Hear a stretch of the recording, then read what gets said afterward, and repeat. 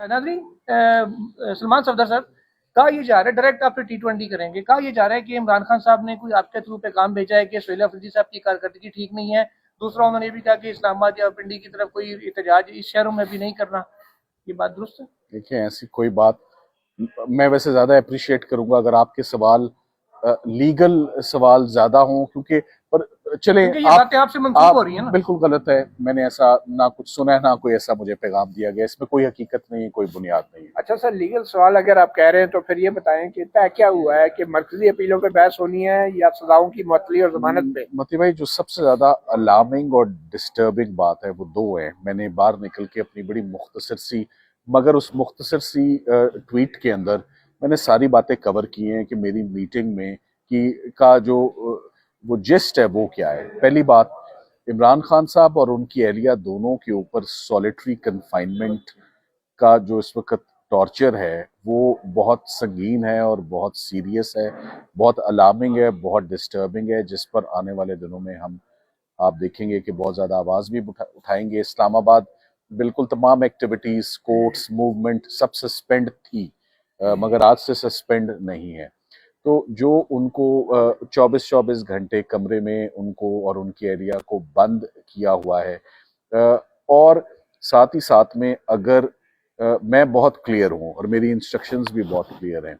हमारी bail application pending है, हमारा पहला राइट बेल एप्लीकेशन का, और क्यों ना हो, जबकि उनकी पहले की अपीलें senior number prior in time, तोशा खाना के जो फैसले ग्राफ के नैब के, जब वो पड़े हुए हैं और वो नहीं सुनी गई और उससे सीनियर अपीलें पड़ी हुई हैं, तो अल कादिर को आर्ग्यू करने का जवाब ही नहीं उठता। सबसे पहले तो जमानत की एप्लीकेशंस हैं। जमानत की एप्लीकेशंस पे कितने बहाने सरकार के आपने लेने हैं? उनको तकरीबन 15 महीने हो गए हैं, 16 पेशियां हो गई हैं और 16 मिनट का भी काम नहीं है। सो जितनी देर में मैंने अभी आपके साथ ये अभी तक की रिकॉर्डिंग हुई है ना, इससे कम दुरानिया में मैं आपको श्योर करता हूँ, इससे कम दुरानिया में बीबी का केस में आर्ग्यू करके कुर्सी पर बैठ सकता हूँ और जजेस अपना फैसला दे सकते हैं। अच्छा सलमान साहब, दूसरा ये बताएं कि अपने खान साहब की आंख के हवाले से बात की थी, जब आप पहले फ्रेंड ऑफ कोर्ट के तो आपने रिपोर्ट में लिखा कि 85% तक उनकी आंख जो है वो ज़ाया हुई है। अब उसके बाद उनका ट्रीटमेंट हुआ, 3 इंजेक्शन लगे, कुछ ड्रॉप्स वगैरह दी, मेडिकेशन हुई। इस वक्त क्या पोजीशन है? जो आपने उस वक्त देखा था as a friend of court जाके, वही पोजीशन है या उसमें और अब में कोई तब्दीली आई है, देखिए, फर्क पड़ा है? मैं वो बात आपको नहीं बताऊंगा कि मैंने क्या देखा, क्योंकि मैं तो I cannot examine, I can examine a file, I can meet my client, but I cannot examine the eye of my client. नहीं, बस सो मैं देखने आपको में सूजी मैं भी ज्यादा है नहीं या क्या है? मैं आपको वो बात बताऊंगा जो उन्होंने मुझे बताई, जो ओके। उनको पिम्स के डॉक्टर्स ने बताई, मैं आपको वो बात बताऊंगा। इमरान खान साहब ने, दोबारा मैं वाजे कर दूं, उन्होंने इस बात की तस्दीक की। सबसे पहले तो मैं इस बात की तस्दीक करता हूं कि मेरी जो रिपोर्ट थी एज एन माइकस, वो 100% एक्यूरेट रिपोर्ट है as per the condition of Mister Imran Ahmed Khan Niazi. और जो जो उसमें बातें लिखी वो वही बातें हैं जो खान साहब ने बताई। खान साहब ने मुझे ये बताया कि 3 महीने रिपीटेडली जब वो जेल सुपरिटेंडेंट को बताते रहे कि मेरी आंख में ये डिफिकल्टीज और कॉम्प्लिकेशंस हैं, जिस पर उस वक्त के जेल सुपरिटेंडेंट ने कोई कान नहीं धरे, उनको कोई ट्रीटमेंट नहीं दिया। उसके बाद उनकी मुकम्मल 100% बिनाई चली गई, जिसको आप कहते हैं कि he was blind in one I for many days, right. उसके बाद उनका ट्रीटमेंट शुरू होता है, जो हमें तब पता ही नहीं है। उसके बाद उनको इंजेक्शन लगाए जाते हैं। जब इंजेक्शन लगाते हैं और पिम्स लाते हैं, तो उसके बाद जो आंख की रिकवरी होती है वो रिकवरी 15% होती है as per the report of PIMS doctors. Doctor Arif का हवाला दूंगा। तो डॉक्टर आरिफ साहब के मुताबिक, जो इमरान खान साहब ने मुझे बात बताई, कि डॉक्टर आरिफ ने उनको बताया कि आपकी आंख में 15% बेहतरी आई है। अब आखिरी जुमला और बात खत्म, कि इमरान खान साहब के बकौल उस 15% से आगे मेरी आंख में कोई बेहतरी नहीं आई। ये उन्होंने बहुत वाजे मुझे 2 से 3 मरतबा कर दिया कि जो मुकम्मल बिनाई जाने के बाद, 15% बिनाई आने के बाद से अब तक, मैंने उनसे पूछा वो एनक या ट्रीटमेंट या ड्रॉप्स, उन्होंने कहा एनक बिल्कुल फजूल है, बेकार है, उससे स्ट्रेन बढ़ता है, मुझे वैसे ही धुंधला नजर आता है, मुझे कुछ उससे आंख की मेरी बिनाई। ये बड़े सीरियस मामला आते हैं। अच्छा, जब 74 साल की एज में मेडिकल कॉम्प्लिकेशन ये हो और सॉलिटरी कन्फाइनमेंट हो, तो मती भाई उसमें सबसे पहली प्रायोरिटी जो है ना, या कत्ल के केस में मरकजी मुलजिम को अगर जमानत मिल सकती है आई कॉम्प्लिकेशन के ऊपर, तो नैब के केस में जिसमें 14 साल सजा है, जिसको सरकार खोलना ही नहीं चाह रही उस केस को, कि खोलेंगे तो केस एक्सपोज हो जाएगा जैसे पहले केसेस एक्सपोज हुए। तो मेरा ख्याल है कि वो 100% आप मेरिट्स को ना ही टच करें, आप केस का जिक्र ही ना करें अलकादिर ट्रस्ट का, आप सिर्फ मेडिकल ग्राउंड्स पे इमरान खान साहब की इंटाइटलमेंट बनती है तो अपील आप मुझे बता दें। मतलब भाई आपकी यादाश्त बहुत अच्छी है, आप कोर्ट रिपोर्टिंग करते हैं, आप भी कोर्ट रिपोर्टिंग करते हैं, मुझे बता दें साइफर की अपील कितना अरसा आर्ग्यू की मैंने, कभी मुझे भी फॉर अ चेंज सवाल पूछने की इजाजत दें। 4 मंथ्स ऑलमोस्ट। 4 महीने आपने दुरुस्त कहा, 3.5 महीने डे टू डे हियरिंग हुई, तो अलकादिर का रिकॉर्ड उससे डबल ट्रिपल है, साइफर से डबल ट्रिपल रिकॉर्ड है। तो वो कितने अरसे में आर्ग्यू होगी, कब तक हम लटकते रहेंगे और लमकते रहेंगे उसमें। आप तो पतंगबाजी भी करते हैं, तो पतंग लमक नहीं जाती, वो तो पतंग अच्छा नहीं सलमान लमका साहब, ये रही। बताया ना कि जो इस्लामाबाद हाई कोर्ट ने एक और केस में एक मेडिकल बोर्ड बनाया था, उन पुराने 2 डॉक्टरों पर मुश्तमिल, उस मेडिकल बोर्ड ने क्या मुआयना किया इमरान खान साहब का, और खान साहब उस मेडिकल बोर्ड के बारे में क्या राय रखते हैं? नहीं, मैं खान साहब was not satisfied at all with his eye condition, with the medical treatment given, with the improvement। Khan साहब ने एक बात कही मुझे, उन्होंने कहा कि देखिए जो अंडरलाइंग कंडीशन होती है, वजह बनती है, ट्रिगरिंग कॉज बनता है, मुझे मेरे डॉक्टर जो है, मेरी 74 साल की उम्र है, मेरे खास डॉक्टर हैं और मेरी तमाम हेल्थ समझते हैं, हमारा अपना अस्पताल है।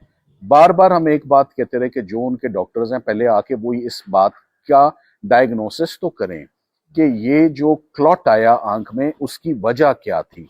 तो वो जब तक वजह ही नहीं होगी, वो कहते हैं मेरे डॉक्टर जो मुझे डेंटल ट्रीटमेंट देते हैं, मेरा डेंटिस्ट है, मैं कई दरखास्तें देख चुका हूँ कि मेरा डेंटिस्ट आके मुझे देख जाए, तो उसको भी नहीं लाया जाता।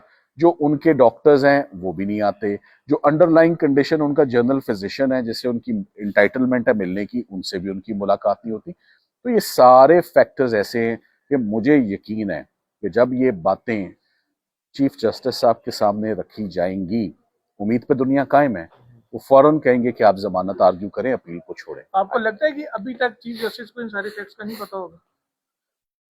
बाज़-औक़ात बार बार बताना पड़ता है, बार बार बताना राइट भी होता है। उन्होंने मुलाकात के लिए भेजा ना, मुलाकात के बाद देखें फिर अचानक इस्लामाबाद में क्या डेवलपमेंट हुई। इस्लामाबाद में उसके बाद 3-4 दिन इस्लामाबाद बंद रहा, यहाँ जो है वो पीस टॉक्स होती रही, तो उस पीस टॉक्स की वजह से कोई भी पेशी नहीं लग सकी। इमरान खान साहब की जो पेशी अलकादिर की थी, तो अभी तक फाजिल जजेस को तो ये पता ही नहीं है, शायद वो इसी इंप्रेशन में कि इमरान खान साहब की आंख ठीक हो गई हुई है, और शायद वो अपील पे अपनी इंस्ट्रक्शंस दे रहे हैं कि भूल जाओ मेरी जमानत को, और एक लंबे चक्कर में जिसमें सरकार उलझाना चाह रहा है उसमें उलझ जाओ। पीस टॉक्स के बारे में क्या बात नहीं, की एक खान मिनट, साहब ने? हाँ, पीस टॉक के हवाले से कहा, बैरिस्टर गौर ने ये बयान दिया है कि सलमान सदर साहब के थ्रू हमें पैगाम मिला खान साहब ने कि जलसा पिंडी वाला मनसूख कर दें। देखिए, मैं आपको एक बात कहूंगा, आप मेरे थ्रू ना सिर्फ लीगल बातें करें, मैंने आपको लीगल बातों नहीं, ये के आपसे मनसूख बातों के जवाब तो आपसे लेंगे चले ना कि ये बात हुई या नहीं हुई। उस बात को छोड़ दें।